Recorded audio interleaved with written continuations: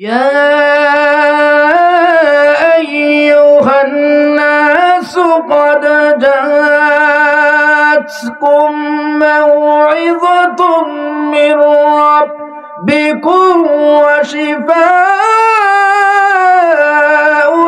Lima ফিস সুদূর।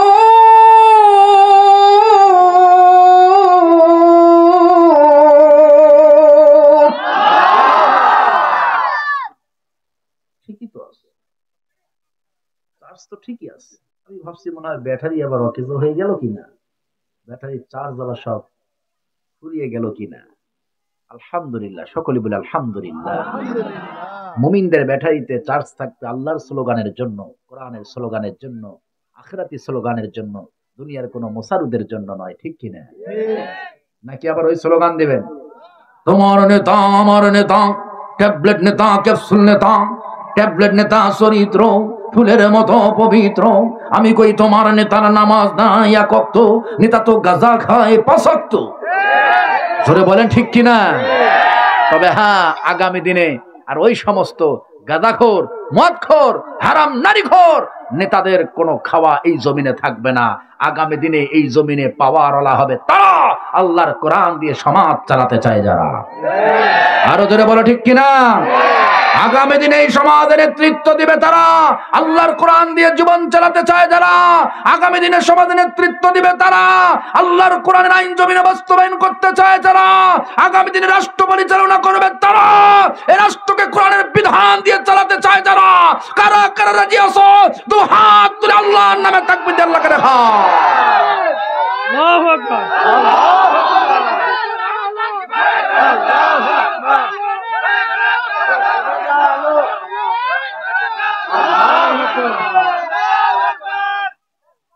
আকাশের দিকে হাত তোলেন, টান টান করে তোলেন, টান টান করে, কারো হাত নিচে থাকবে না। কণ্ঠ আছে আপনাদের? আওয়াজ আছে কণ্ঠে? কণ্ঠ উজাড় করে বলেন তাকবীর, লিল্লাহে তাকবীর। আল কোরআনের আলো, আল হাদিসের আলো, কোরআন সুন্নাহ যেখানে, আলেম ওলামা যেখানে, দিন ইসলাম দিন ইসলাম কায়েম হোক কায়েম হোক। আমরা সবাই রাসূল সেনা, ভয় করি না বুলেট বোমা। দুনিয়ার মুসলিম আল কোরআনের আলো, আল হাদিসের আলো, ইসলামের শত্রুরা, একামতে দিনের শত্রুরা, বাংলার জাতির শত্রুরা, এই জাতির শত্রুরা, নারে তাকবীর। আমার বন্ধুগণ, সব মুসারুদের দিন শেষ, আগামীর দিন হলো কোরআনের বাংলাদেশ। কথা ঠিক কিনা? সলিমুদ্দি, করিমুদ্দি, পেটলা, মোসলা সবগুলোকে জাতি দেখেছে। এখন দেখবে কোরআন দিয়ে কারা জীবন চালাতে চায়, কোরআন দিয়ে কারা সমাজ চালাতে চায়, কোরআন দিয়ে কারা রাষ্ট্র চালাতে চায়, কোরআনের আইন কারা সংসদের মধ্যে পাশ করতে চায়, তাদেরকে জাতি এবার সংসদে দেখতে চাই। কথা বলো ঠিক কিনা? আল্লাহ তুমি কবুল করো, চিল্লায় বলেন আমিন। আমার বন্ধুগণ, যেহেতু আমার লম্বা সময় নয়, শর্টকাট কয়েকটি কথা বলে বিদায় নিয়ে নিব। আল্লাহ রাব্বুল আলামিন বললেন, কদ জাআতুকুম মাউইযাতুম মির রাব্বিকুম ওয়া শিফাউল লিমা ফিস সুদূর ওয়া হুদাও ওয়া রাহমাতুল লিল মুমিনিন। আমার বন্ধুগণ, এই কোরআনুল কারীমের ভিতরে আল্লাহ রাব্বুল আলামিন 4টি মেসেজ দিলেন। 1 নম্বর, কোরআনুল কারীম হলো সর্বোৎকৃষ্ট প্রেসক্রিপশন। এই কোরআনুল কারীম মানব জাতির জন্য সর্বোৎকৃষ্ট প্রেসক্রিপশন হিসাবে জমিনের মধ্যে দয়ার নবীর উপরে নাজিল করে দিলেন যিনি, তিনি যেন কে? আল্লাহ বলছেন, গোলাম রে, সর্বোৎকৃষ্ট প্রেসক্রিপশন হিসাবে যেই কোরআনুল কারীমটা আমি জমিনে নাজিল করে দিলাম, ওই কোরআন দিয়ে জীবনটা চালা, ওই কোরআন দিয়ে পরিবারটা চালা, ওই কোরআন দিয়ে সমাজটা চালা। যেই সমাজ চলবে আল্লাহর কোরআন দিয়ে, যেই জীবন চলবে আল্লাহর কোরআনুল কারীম নামক প্রেসক্রিপশন দিয়ে, যেই পরিবার চলবে আল্লাহর কোরআনুল কারীম নামক প্রেসক্রিপশন দিয়ে, ওই জীবনটা হবে জান্নাতের জীবন, ওই পরিবারটা হবে জান্নাতের পরিবার, ওই সমাজটা হবে জান্নাতের সমাজ, ওই রাষ্ট্রটা হবে জান্নাতের রাষ্ট্র। বলেন সুবহানাল্লাহ। এই জন্য আল্লাহ রাব্বুল আলামিন বললেন, আল্লাযীনা ইয়াসতামিউনাল কওলা ফায়াত্তাবিউনা আহসানা উলাইকাল্লাযীনা হাদাহুমুল্লাহ।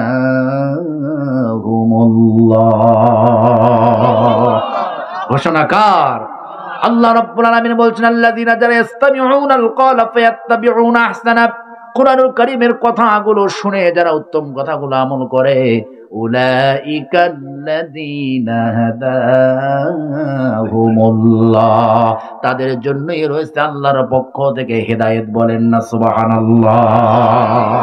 আল্লাহর কোরআন মানবা না, আল্লাহর কোরআন নামক প্রেসক্রিপশন দিয়ে জীবন চালাবা না, পরিবার চালাবা না, সমাজ চালাবা না, রাষ্ট্র চালানোর জন্য পদক্ষেপ গ্রহণ করবে না, তোমার মতো নামধারী মুসলমানের দরকার আমার আল্লাহর কাছে থাকতে পারে না। কথা বলো ঠিক কি না? আল্লাহ রাব্বুল আলামিন বললেন, ওয়ামান আ'রাদা আন যিকরি ফাইন্না লাহু মাঈশাতান দানকা ওয়া নাহশুরুহু ইয়াওমাল কিয়ামাতি আ'মা। চিৎকার মেরে বলেন আল্লাহু আকবার। আমার বন্ধুগণ, কোরআনটা যে মানব জাতির জন্য সর্বোৎকৃষ্ট প্রেসক্রিপশন, এটা জানবার পরেও যারা ওমান আ'রাদা আন যিকরি ফাইন্না লাহু মাঈশাতান দানকা, আল্লাহর কোরআনুল কারীম নামক গ্রন্থ থেকে, আল্লাহর কোরআনুল কারীম নামক গ্রন্থ থেকে জীবনটাকে যারা ফিরিয়ে নিবে, আল্লাহর স্মরণ থেকে যারা বিমুখ হয়ে যাবে, কোরআনুল কারীম নামক প্রেসক্রিপশন দিয়ে যারা জীবন পরিচালনা করবে না, তাদের জন্য আল্লাহ রব্বুল আলামিন দুইটা শাস্তি নির্ধারণ করে রেখেছেন। আল্লাহ রব্বুল আলামিন বলেন, এক নাম্বার তাদের জন্য শাস্তি হলো দুনিয়ার জীবনটা আমি আল্লাহ রব্বুল আলামিন তাদের জন্য সংক্ষিপ্ত করে দিব। দুনিয়ার জীবন সংক্ষিপ্ত করে দিব আমি আল্লাহ রাব্বুল আলামিন। তাদের রিজেক্টটা কমিয়ে দেব, তাদের হায়াত কমে দেব, তাদের সম্পদগুলো কমে দেব, তাদের আরাম আয়েশ থাকবে না, সব কিছু আমি আল্লাহ উঠিয়ে নিব। যতই ইনকাম করুক না কেন, আল্লাহর কোরআন থেকে বিমুখ হয়ে যাওয়ার কারণে আমি আল্লাহ রাব্বুল আলামিন শান্তি নামক জিনিসটা তাদের জীবনের মধ্যে রাখবো না। সারাটা জীবন শুধু হা হুতাশ করতে করতে জীবনটা কাটিয়ে দিবে। বলেন ঠিক কি না? আল্লাহ রাব্বুল আলামিন বলেন, ওয়া নাহশুরুহু ইয়াওমাল কিয়ামাতি আ'মা। চিৎকার মেরে বলেন না আল্লাহু আকবার। ময়দানে মাহশারে যখন আমি তাদেরকে আমার সামনে দাঁড় করাবো, তখন তাদের চোখের আলোগুলো থাকবে না, চক্ষু থাকবে কিন্তু চোখের পাওয়ার থাকবে না। চোখের পাওয়ার গুলো আমি আল্লাহ রব্বুল আলামিন কেড়ে নিয়ে দুনিয়ার জমিনে কোরআন ছাড়া জীবন পরিচালনার কারণে অন্ধ অবস্থায় আমার সামনে আমি তাদেরকে তুলে নিব। বলেন নাউজুবিল্লাহ। চোখ থাকবে, চোখের আলো থাকবে না, চোখের পাওয়ার থাকবে না। মাঝে মাঝে দেখেন না, দুই একটা মানুষ নজরে পড়ে, মনে হচ্ছে যে চোখটা ভালো আছে, মনে হয় সে আমার দিকে দেখছে, কিন্তু আসলে তার চোখের মধ্যে পাওয়ার নাই। চোখের পাওয়ারটা কেড়ে নিয়েছেন যিনি, তিনি কে? আমার বন্ধুগণ, যারা দুনিয়ার জমিনে আল্লাহর কোরআনুল কারীম নামক প্রেসক্রিপশন গ্রহণ করবে না, আল্লাহর কোরআন দিয়ে জীবন চালাবে না, সমাজ চালাবে না, পরিবার চালাবে না, রাষ্ট্র চালানোর জন্য পদক্ষেপ নেবে না, এই মানুষগুলোকে আল্লাহ রব্বুল আলামিন কিয়ামতের দিন অন্ধ অবস্থায় উঠায়া দিবেন। তখন তারা জিজ্ঞাসা করবে, ক্বালা রাব্বি লিমা হাশারতানি আ'মা ওয়া ক্বাদ কুনতু বাসীরা। চিল্লায়ে বলেন না আল্লাহু আকবার। ওগো মালিক, তুমি আমাদেরকে অন্ধ অবস্থায় উঠালে কেন? আমাদের তো চোখ ছিল, চোখ দিয়ে তো দুনিয়ার জমিনটা আমরা দেখতাম। আল্লাহ রব্বুল আলামিন তখন বলবে, গোলাম রে, দুনিয়ার জমিনে আমি আল্লাহর কোরআনুল কারীম নামক প্রেসক্রিপশনটা ফলো করিস নাই, কোরআনুল কারীম নামক প্রেসক্রিপশন দিয়ে জীবন চালাস নাই, পরিবার চালাস নাই। এই জন্যই তো আমি আল্লাহ রব্বুল আলামিন তোরে অন্ধ অবস্থায় হাসরের ময়দানে তুলে দিলাম। ঠিক কিনা বলেন? তাহলে কি বোঝা গেল? আল্লাহর কোরআন দিয়ে জীবন চালানোর জন্য আল্লাহ রব্বুল আলামিন নাজিল করে দিলেন।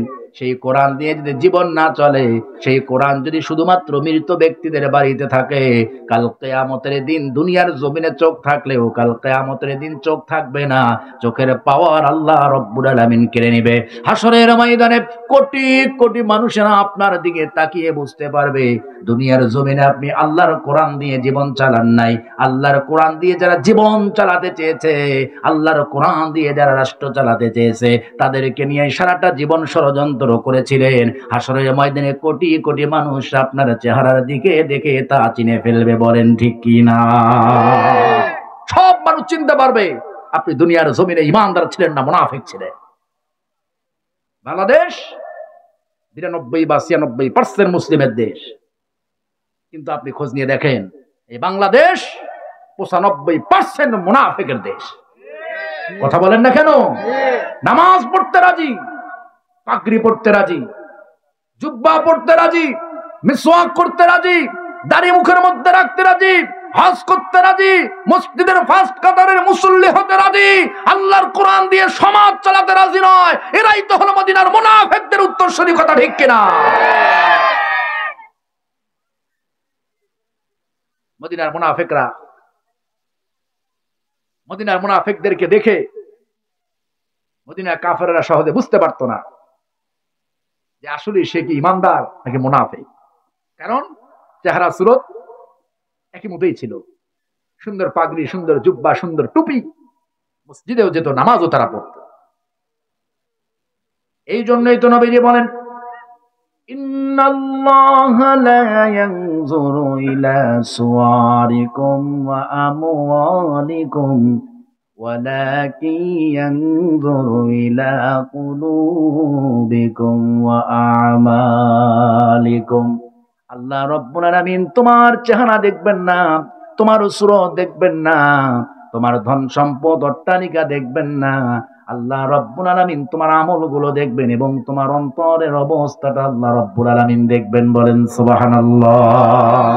তুমি ইমানদার কিনা এটা তোমার দাড়ি দেখে প্রমাণ হবে না, তুমি ইমানদার কিনা এটা তোমার জুব্বা দেখে প্রমাণ হবে না। আজকে হয়তো বা মনে করছেন আমি বক্তা, সুন্দর একটা পোশাক পরেছি, সুন্দর দাড়ি রেখেছি, সুন্দর টুপি পরেছি, আমি মনে হয় ইমানদার। না, আমি ইমানদার নই।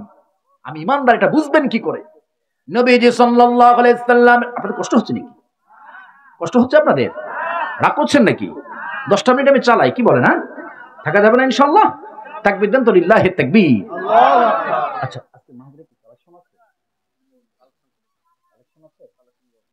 কমিটিতে কোনো কিছু বলে না?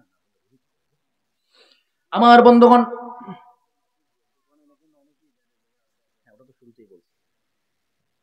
আমার বন্ধুগণ লক্ষ্য করুন,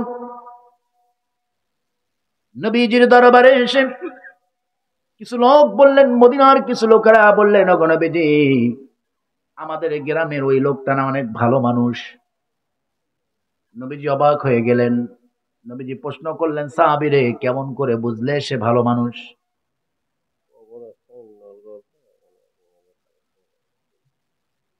আমার বন্ধুগণ, নবীজি সাল্লাল্লাহু আলাইহি সাল্লামের মাদানী জিন্দেগিতে নবীজির দরবারে এসে বললেন, ওগো নবীজি, আমাদের গ্রামের ওই ব্যক্তিটা অনেক ভালো মানুষ। নবীজি বললেন, কেমন করে বুঝলেন? সাহাবী বললেন, ওগো নবীজি, ওই ব্যক্তিটা দাড়ি রাখে, ওই ব্যক্তিটা মাথায় সুন্দর টুপি রাখে, পাগড়ি রাখে, সুন্দর সুন্দর জুব্বা পরে এবং সুন্দর সুন্দর মিঠে মিঠে কথা বলে। এই জন্যই তো আমরা তাকে ভালো মানুষ মনে করি। নবীজি বললেন, সাহাবীরে, সুন্দর দাড়ি, টুপিয়া, জুব্বা দ্বারা ভালো মন্দ নির্ণয় হয় না, সুন্দর সুন্দর কথার দ্বারা ভালো মন্দ নির্ণয় হয় না। ইমানদার বাঁচার জন্য, ভালো মন্দ নির্ণয় করবার জন্য 4টি দিক ফলো করতে হয়। চিল্লায়ে বলেন না সুবহানাল্লাহ। নবীজি বললেন, চেহারা সুরত দেখে, দাড়ি দেখে, টুপি দেখে, জুব্বা দেখে তুমি তাকে ভালো সার্টিফিকেট দিতে পারো না। নবীজি বললেন, ভালো মন্দ নির্ণয়ের জন্য কিছু মাপকাঠি আছে। সাহাবীরা বললেন, গো নবীজি, কি সেই মাপকাঠি? নবীজি সর্বপ্রথম বললেন, ওই ব্যক্তিটা ভালো কি না এটা দেখবার জন্য, বুঝবার জন্য সর্বপ্রথম তোমাকে তার সঙ্গে ঘনিষ্ঠভাবে কিছুদিন মিশতে হবে। সুবহানাল্লাহ। আমরা তো শুধুমাত্র মিষ্টি কথা শুনলে, সুন্দর চেহারা দেখলে বলে ফেলি, লোকটা খুব ভালো রে, এরকম মানুষই দেখি না, ঠিক কি না? কিন্তু নবীজি বললেন না, একজন মানুষকে দেখেই তোমরা এই সার্টিফিকেট দিতে পারো না। এই সার্টিফিকেট দেওয়ার ইসলাম অনুমতি তোমাকে দেয় না। এই সার্টিফিকেট দেওয়ার জন্য কিছু অভিজ্ঞতা তোমাকে নিতে হবে। নবীজি বলছেন, কে বলছেন?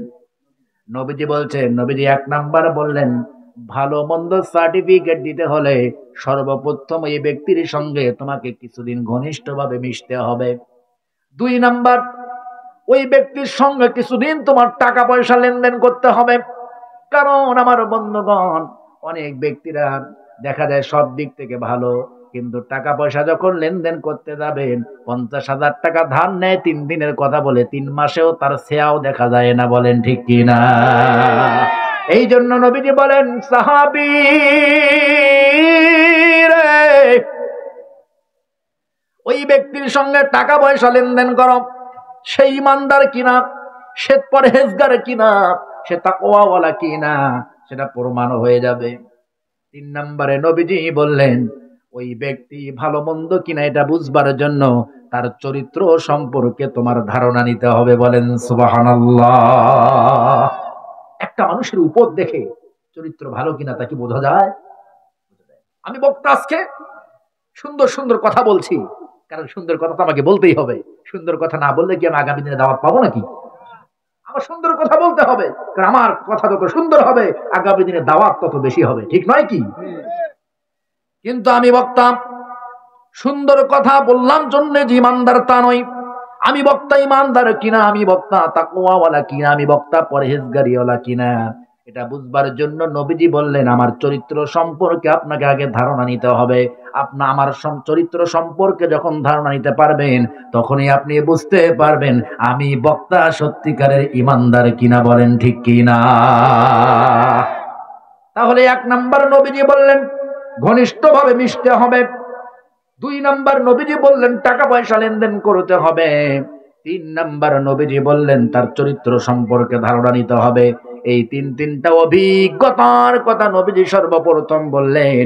এই 3টি অভিজ্ঞতা যদি তোমরা অর্জন করতে পারো, তারপরে বলতে পারবা ওই ব্যক্তিটা ভালো কিনা মন্দ। এর আগে ভালো মন্দ সার্টিফিকেট দেওয়ার মতো অনুমতি তোমার ইসলাম তোমাকে দেয় নাই। বলেন সুবহানাল্লাহ। আমার বন্ধুগণ, কোরআনুল কারীম কয়টা মেসেজ দিল? চারটা। 1 নাম্বার, এইগুলো এখানে কেন খাওয়া? এটা খাওয়ার জায়গা নেই। জন্মের মতো খেয়ে দিয়ে উঠছি।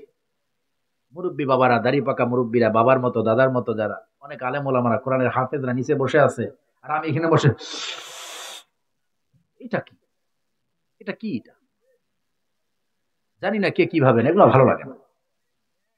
আমি একজন দিনের দায়ী। আজকাল তো ওরে বাবা, ভাব মোশান মূর্তি দেখলে মাথাই নষ্ট। এক বক্তাকে 1000 বার ফোন দেবেন আর ফোন রিসিভ হয় না। কথা বলেন না কেন? 1000 বার ফোন দেওয়ার পরে যে ফোন রিসিভ হয়, তা আবার পিএসএ ধরে, তার ধরার সুযোগ হয় না। হোয়াটসঅ্যাপে 1000 বার নক করবেন, ওনার রিপ্লাই দেওয়ার মতো সময় থাকে না। যদি ফোন রিসিভও করে, এমন ভাবে কথা বলে মনে হয় আসমান থেকে উনি নেমে আসছে। কথা বলেন না কেন? এটা নাকি দিনের দায়ী, নাকি দিনের দায়ী। আরে কপাল পোড়া। মনে রাখবেন, আমি একজন দিনের খাদেম, আর কোনো পরিচয় নেই। গোটা দেশ আমাকে চেনে, লক্ষ লক্ষ মানুষ আমাকে চেনে। আমার সামনে লক্ষ লক্ষ মানুষ বসে থাকে, হাজারো মানুষ আমাকে নেওয়ার জন্য ব্যস্ত হয়ে থাকে। আমি অনেক বড় কিছু, আপনি ঘোড়ার ডিম। আমি ঘোড়ার ডিম, আমি কি কিচ্ছু না। সবকিছু যিনি তিনি কে? বলেন না, সবকিছু যিনি তিনি কে? এই মানসিকতাটা না থাকবার কারণেই তো আজকে কোরআনের মাহফিল গুলো ঘন ঘন হয়। শ্রোতারা লক্ষ লক্ষ শ্রোতারা কোরআনের কথা শুনে, কিন্তু তাদের ঈমান আর আমলের পরিবর্তন হয় না। কথা বলেন ঠিক কিনা? এক বক্তা যদি একটু দাওয়াত বেশি হয়, উরে বাবা, তার ভাব মোশানে কাছে কাছান যায় না। আমাদেরকেও তো ডাকে গোটা দেশ, আমাদেরকেও তো দেশ বিদেশ ডাকে। দোয়া করবেন আমি যেন নিজেকে দিনের খাদেম ছাড়া অন্য কোনো কিছু যেন এক সেকেন্ডের জন্য মনে করতে না পারি। যদি মনে করি তাহলে আমার খসরত দুনিয়া ওয়াল আখিরা, দুনিয়াও শেষ আখিরাতও শেষ। বলেন ঠিক কিনা? আমি শুধু আপনাকে অহংকার মুক্ত হওয়ার দাওয়াত দেব, আমি নিজে অহংকার মুক্ত হব না। ইয়া আইয়ুহাল্লাযীনা আমানু লিমা তাকুলুনা মা লা তাফআলুন, এই বক্তব্য যিনি দিয়েছেন তিনি কে? আল্লাহ বলছেন যে কাজ তুমি নিজেই করো না, ও কাজের দাওয়াত তুমি মানুষকে কেন দাও? নিজে ও কাজ না করলে মানুষকে যদি কাজের দাওয়াত দাও তাহলে কিয়ামতের দিন তোমার শ্রোতার আগে তুমি জাহান্নামীদের কাতারে দাঁড়িয়ে দেবা। কথা বলেন ঠিক কিনা? আল্লাহ তোমাদেরকে বুঝদান করো, বলেন আমিন। আল্লাহ রাব্বুল আলামিন বললেন কদ জাআতকুম মাউইযাতুম মির রাব্বিকুম ওয়া শিফাউল লিমা ফিস সুদুর ওয়া হুদাও ওয়া রাহমাতুল লিল মুমিনিন। এক নাম্বার হলো কোরআনুল কারীম মানব জাতির জন্য সর্বোৎকৃষ্ট প্রেসক্রিপশন। এ কথার দ্বারা আমরা এতক্ষণ ধরে কি বুঝলাম? কোরআনুল কারীম যেহেতু মানব জাতির জন্য সর্বোৎকৃষ্ট প্রেসক্রিপশন, সেই জন্য জীবনের প্রত্যেকটা ক্ষেত্রে আল্লাহর কোরআন দিয়ে মুমিন জীবন পরিচালনা করবে। আওয়াজ দিয়ে বলেন তো মুসলমান, আল্লাহর কোরআন দিয়ে জীবন পরিচালনা করার দরকার মুসলমানদের আছে না? না, জীবনের প্রত্যেকটা সেকেন্ড মুসলমান চালাবে আল্লাহর কোরআনুল কারীম নামক প্রেসক্রিপশন দিয়ে। আল্লাহ তুমি কবুল করো, চিল্লায় বলেন আমিন। দুই নম্বর আল্লাহ রাব্বুল আলামিন বলেন ওয়া হুদাও ওয়া রাহমাতুল লিল মুমিনিন।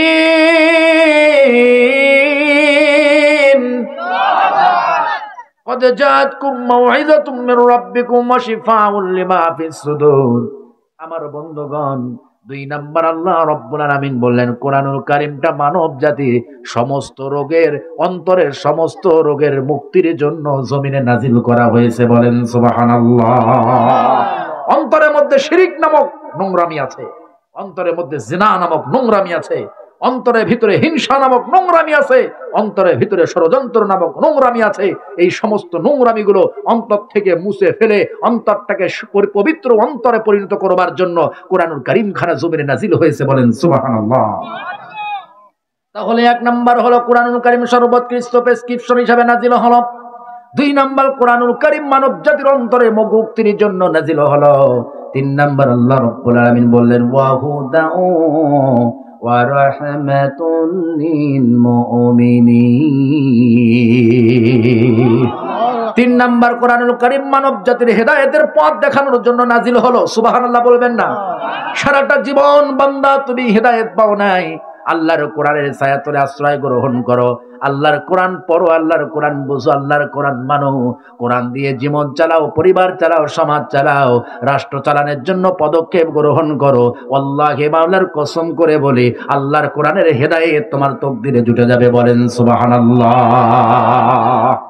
এই জন্য আল্লাহ রাব্বুল আলামিন বললেন ওয়াসারিউ ইলা মাগফিরাতিম মির রাব্বিকুম ওয়া জান্নাতিন আরদুহাস সামাওয়াতু ওয়াল আরদু উইনদাত লিল মুত্তাকিন।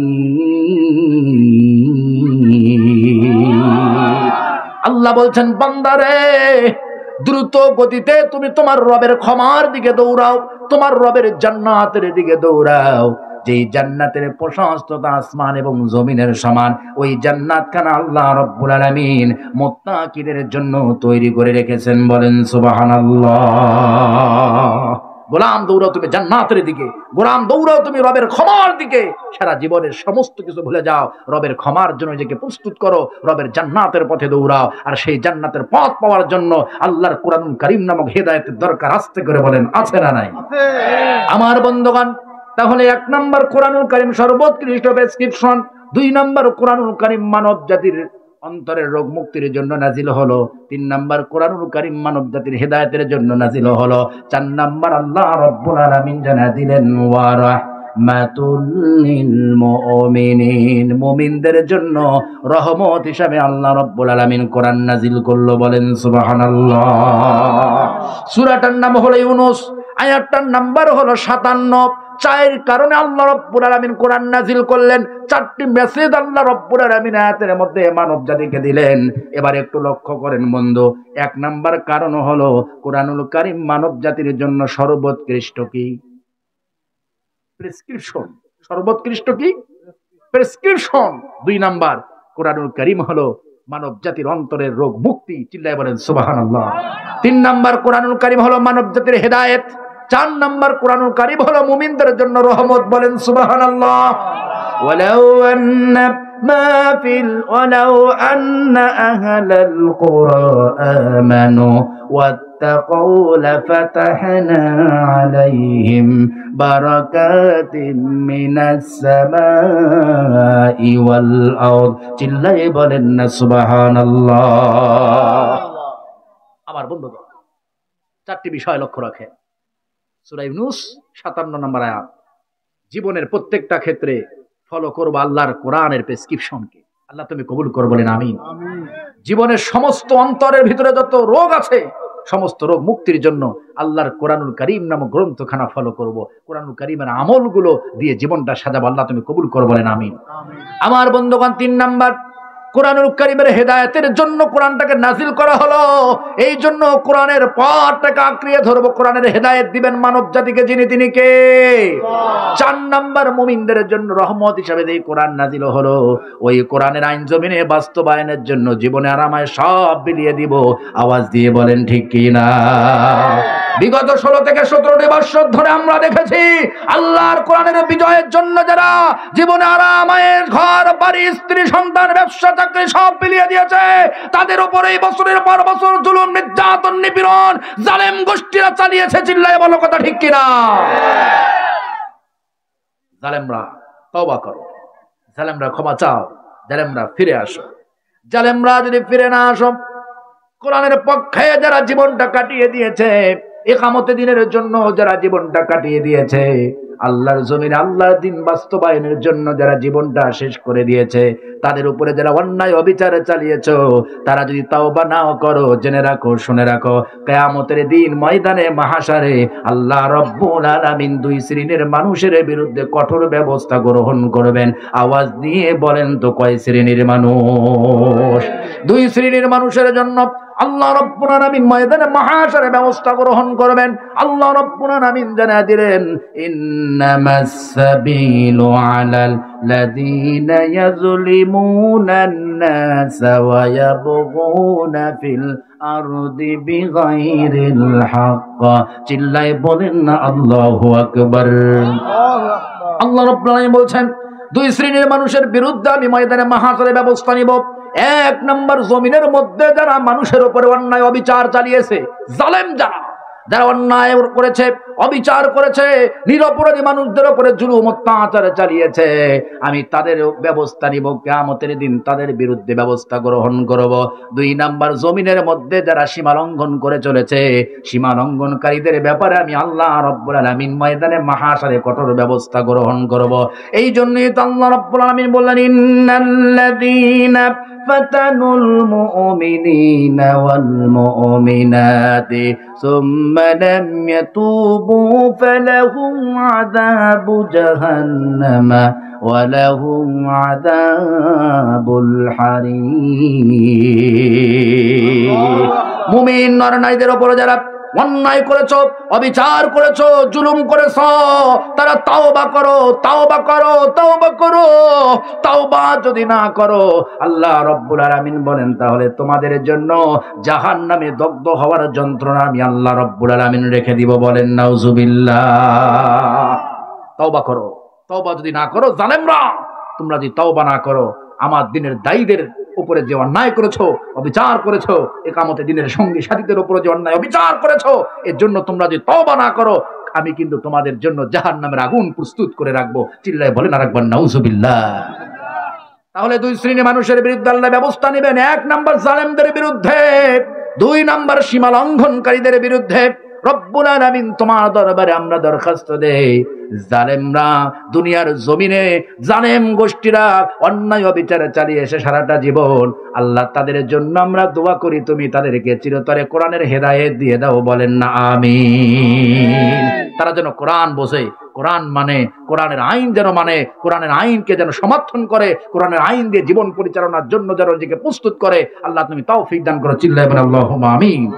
আরো জোরে আল্লাহুম্মা আমিন। আমার বন্ধুগণ, এই কোরআনের বাগান, এই কোরআনের বাগান চালু থাক, আমরা চাই কি চাই না? এই কোরআনের বাগান সুন্দর হোক, আমরা চাই কি চাই না? ইন্নাল্লাহা আশতারা মিনাল মুমিনিন আনফুসাহুম ওয়া আমওয়ালাহুম বিআন্না লাহুমুল জান্নাহ। মুমিনের জান মাল সব ক্রয় করে নিয়েছেন যিনি, তিনি কে? আমরা বললাম আল্লাহ। মুমিনের জান মাল সব তুমি কিনে নিলা, এর বিনিময়ে তুমি কি দিবা? আল্লাহ বললেন, গোলাম রে চিন্তার দরকার নাই, টেনশনের দরকার নাই। বিআন্না লাহুমুল জান্নাহ। চিৎকার মেরে বলেন না সুবহানাল্লাহ। বান্দা, আমি তোর জানমালের বিনিময়ে অসংখ্য নিয়ামত দ্বারা গঠিত আমি আল্লাহর জান্নাত তোরে পুরস্কার হিসেবে দিয়ে দিব। আওয়াজ দিয়ে বলেন সুবহানাল্লাহ।